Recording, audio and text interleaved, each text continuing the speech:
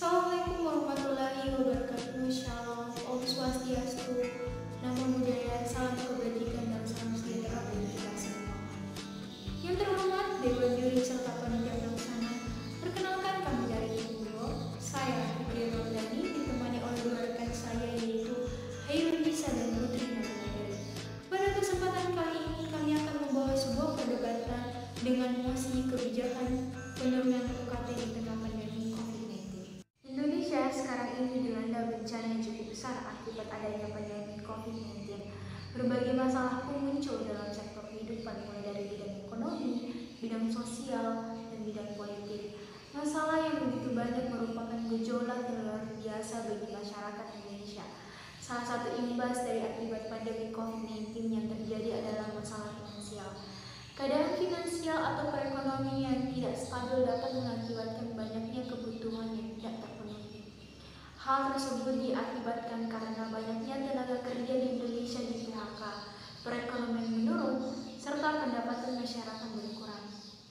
Tak hanya itu, keadaan finansial yang tidak stabil juga dapat mempengaruhi pendidikan di Indonesia. Misalnya saja, pembayaran biaya kuliah di tingkat perguruan tinggi. Agar proses berlangsungnya belajar mengajar berjalan dengan baik, perlu ada besaran yang ditetapkan kepada setiap pelajar yang disebut dengan UKT. UKT adalah singkatan dari uang kuliah tunggal yang merupakan sebuah sistem pembayaran yang saat ini berlaku di seluruh perguruan tinggi negeri di Indonesia. Ketentuan mengenai UKT di tingkat universitas telah dijelaskan dalam Permendikbud nomor 55 tahun 2013 pasal 1 ayat 3, yakni setiap mahasiswa hanya membayar satu komponen saja per semester. Namun karena pandemi COVID, tidak semua mahasiswa dapat melakukan pembayaran UKT secara full sesuai dengan golongan UKT yang didapatkan oleh masing-masing mahasiswa. Hal tersebut tidak hanya terjadi pada perguruan tinggi negeri saja, tetapi perguruan tinggi swasta pun ikut merasakannya. Maka dari itu, Kemendikbud mengeluarkan kebijakan mengenai penyesuaian biaya UKT di tengah pandemi COVID-19. Dalam Permendikbud nomor 25 tahun 2020 telah dijelaskan mengenai standar biaya operasional pada pendidikan tinggi di perguruan tinggi negeri di lingkungan Kementerian Pendidikan dan Kebudayaan. Kebijakan ini bertujuan untuk membantu meringankan biaya UKT bagi mahasiswa yang memiliki kendala finansial di tengah pandemi COVID-19. Dewan Juri yang terhormat, kebijakan penurunan UKT bagi mahasiswa di perguruan tinggi negeri dan perguruan tinggi swasta merupakan salah satu solusi yang tepat untuk membantu mereka yang memiliki masalah finansial di tengah pandemi COVID-19, sehingga mereka tidak perlu memikirkan bagaimana besaran biaya yang harus mereka keluarkan untuk membayar UKT di tengah pandemi COVID seperti sekarang ini, mengingat keadaan finansial serta perekonomian saat ini sangat. Dewan Juri yang terhormat, perlu diingat bahwa pendidikan adalah wadah untuk penumbuh kembangan potensi setiap warga negara. Hal ini juga tertuang di dalam tujuan negara pada pembukaan Undang-Undang Dasar 1945 alinea keempat, yaitu mencerdaskan kehidupan bangsa. Namun sayangnya, COVID-19 menyebabkan seluruh kampus di wilayah Indonesia harus ditutup untuk mengurangi risiko penyebaran virus. Problematika pembayaran biaya UKT atau uang kuliah tunggal membuat mahasiswa dan orang tua mahasiswa begitu kebingungan. Oleh karena itu, Dewan Juri yang terhormat menyambung topik pembicaraan dari pembicara pertama tadi bahwa Permendikbud nomor 25 tahun 2020 merupakan jawaban dan respon terhadap gejolak kebingungan yang ada dan bertujuan untuk meringankan biaya UKT mahasiswa baik dari perguruan tinggi negeri maupun perguruan tinggi swasta melalui 5 skema. Yang pertama adalah penundaan UKT, angsuran UKT, penurunan UKT, beasiswa Kartu Indonesia Pintar atau KIP kuliah, dan bantuan infrastruktur. Dewan Juri yang terhormat, kami selaku tim pemerintah mengajukan penurunan biaya UKT di tengah pandemi seperti ini dilandaskan beberapa alasan. Yang pertama adalah stabilitas perekonomian yang terganggu. Ditutupnya kantor, bangkrutnya perusahaan, dan minimnya lapangan pekerjaan membuat banyaknya pekerja yang mengalami pemutusan hubungan kerja atau PHK dan dirumahkan.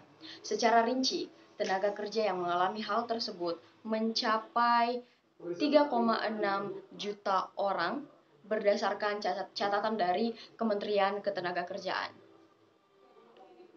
Sebanyak sekitar 1 juta orang dari pekerja formal yang dirumahkan dan sebanyak 380.000 orang dari pekerja formal yang di PHK, juga sebanyak 318.000 orang dari pekerja informal yang terdampak dengan hal-hal tersebut. Sehingga tingkat pengangguran pada masa pandemi ini meningkat dari 3% menjadi 5%. Dengan kondisi perekonomian seperti ini, maka dapat disimpulkan bahwa akan sangat sulit bagi orang tua mahasiswa untuk membayar biaya uang kuliah tunggal atau UKT secara penuh, mengingat kondisi perekonomian Indonesia yang tidak stabil selama masa pandemi COVID-19 ini. Begitu berat apabila UKT harus tetap dibayar penuh oleh mahasiswa, sementara UKT yang dikenakan kepada mahasiswa untuk dibayar di setiap semesternya dialokasikan untuk fasilitas kampus, tapi fasilitas kampus tidak digunakan untuk saat ini, maka akan begitu sulit dan akan begitu berat untuk mahasiswa dan orang tua mahasiswa itu sendiri. Sehingga apabila UKT tetap dibayar secara full, kemungkinan terburuknya adalah begitu banyaknya mahasiswa di seluruh Indonesia yang akan mengambil cuti semester dengan sangat terpaksa hanya karena tidak mampu membayar uang kuliah tunggal secara penuh. Dan tujuan negara tadi yang sudah dituang di dalam pembukaan Undang-Undang Dasar 1945 mencerdaskan kehidupan bangsa tidak terpenuhi dan hak-hak warga negara Indonesia untuk memperoleh pendidikan juga tidak terpenuhi. Alasan kedua adalah proses pembelajaran secara jarak jauh membuat mahasiswa tidak menikmati dan menggunakan fasilitas kampus dengan sepenuhnya.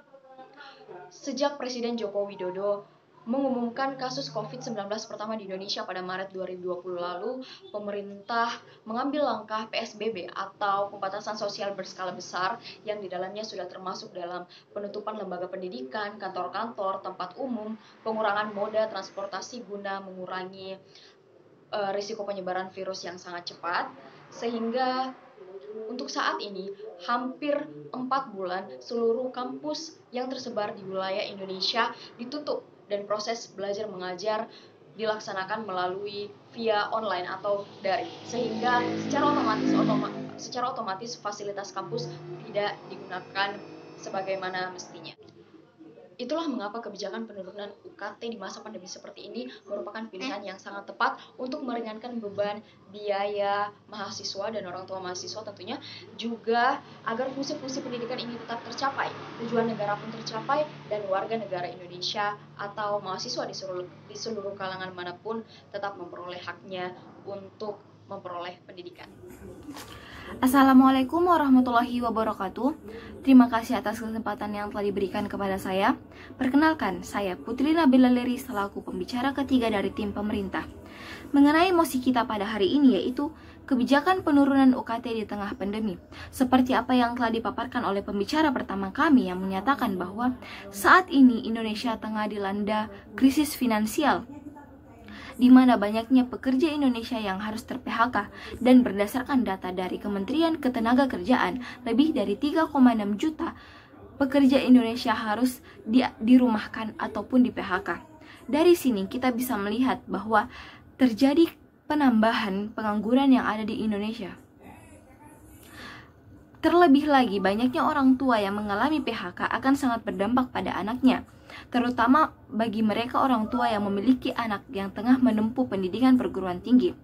Di dalam perguruan tinggi diwajibkan untuk membayarkan uang kuliah tunggal yang merupakan suatu persyaratan perkuliahan. Tentu saja di kondisi yang seperti ini, di mana banyaknya orang tua yang tidak dapat membayarkan uang kuliah tunggal anaknya, akan sangat tidak efektif untuk dilakukan pembayaran uang kuliah tunggal secara penuh. Pemerintah mengeluarkan Peraturan Pendidikan dan Kebudayaan Nomor 25 Tahun 2020 tentang satuan biaya operasional bagi perguruan tinggi negeri maupun perguruan tinggi swasta. Hal ini berisikan, yang pertama, mahasiswa yang sedang melakukan cuti dan tidak mengambil SKS apapun akan dibebaskan dari biaya uang kuliah tunggal.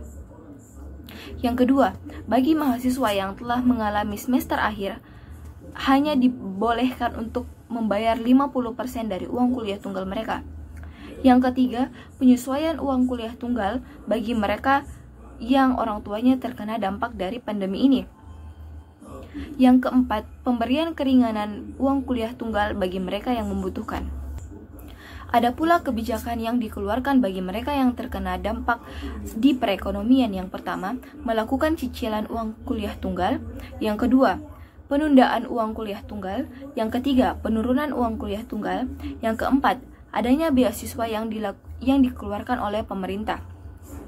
Beasiswa ini berbentuk kartu Indonesia Pintar perkuliahan. Yang keempat, yang kelima, bantuan infrastruktur yang berasal dari kampus seperti misalnya kuota data maupun uang untuk membeli kuota data. Hal ini diperbolehkan. Selain itu, mengapa kita perlu untuk menurunkan uang kuliah tunggal? Karena pada situasi yang seperti ini sangat tidaklah relevan apabila kita tetap membayarkan uang kuliah tunggal kita secara penuh. Mengapa tidak? Yang pertama, kita tidak menikmati fasilitas kampus secara nyata. Yang kedua, kebutuhan kita akan terus bertambah di tengah pandemi ini. Yang ketiga, pemasukan perekonomian dari orang tua sangatlah tidak menjamin bahwa kita dapat membayarkan uang kuliah tunggal kita secara penuh. Hal ini sangat mengakibatkan kita memerlukan penurunan uang kuliah tunggal. Sebagai kalimat penutup, kami dari tim pemerintah meyakinkan kembali Dewan Juri mengapa harus memenangkan tim kami. Penurunan UKT di tengah pandemi seperti ini merupakan solusi yang sangat tepat, mengingat kondisi perekonomian negara saat ini begitu tidak stabil. Kondisi finansial masyarakat juga tidak stabil. Selain itu, alokasi dana uang kuliah tunggal atau UKT yang digunakan untuk menunjang fasilitas belajar mengajar mahasiswa di kampus tidak digunakan. Sementara fasilitas tersebut tidak digunakan oleh mahasiswa, maka akan sangat sayang apabila tetap dibayarkan. Maka dari itu penurunan UKT merupakan pilihan yang sangat tepat. Juga hadirnya Permendikbud nomor 25 tahun 2020 ini merupakan solusi untuk mengurangi beban biaya UKT dari mahasiswa, juga agar pendidikan dapat dirasakan oleh semua kalangan mahasiswa serta terwujudnya dan tercapainya tujuan negara, yaitu mencerdaskan kehidupan bangsa.